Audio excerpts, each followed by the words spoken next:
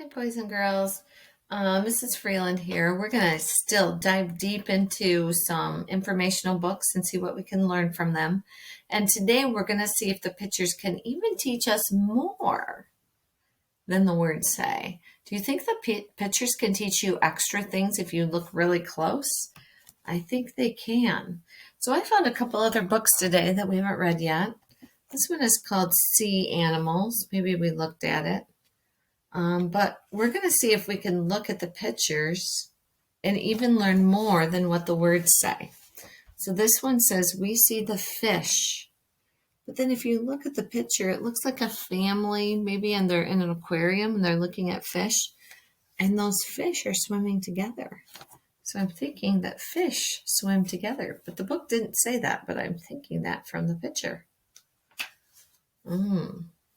We could see the tail on the fish, and we could see the tail on the seahorse. So I'm looking at those tails, and I see those tails are very different, right? This is a pointy tail at the end, and this is a curly tail. But I'm thinking both of those tails help them swim. And look at, I see that the seahorse has it wrapped around this coral. So I'm thinking that his tail helps hold him places. Now the book doesn't say that, but I'm thinking it from the picture. We can see the tail on the otter. So look at, this is a sea otter. And wow, look at how he's floating. He's on his back. So I think I learned that sea otters can swim on their backs. And the book didn't tell me. I saw that in the picture. We could see the tail on the dolphin. Ooh, that's kind of a big tail. And look at how skinny his body is right there. So I learned that dolphin's body can get really skinny before his tail.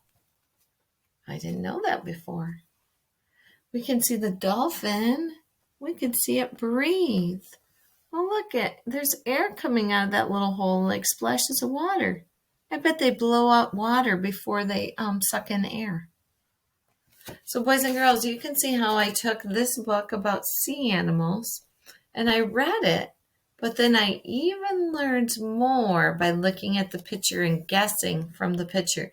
Now, I could be wrong on some of those things, but boys and girls, when you read, pay close attention to those pictures because you can learn even more by picking out information from the pictures that maybe the book's not even telling you. So today, why don't you sticky note 2 spots when you think you find some information from the picture that's not even in the words. That's going to be a tricky one to find, but I bet you can do it.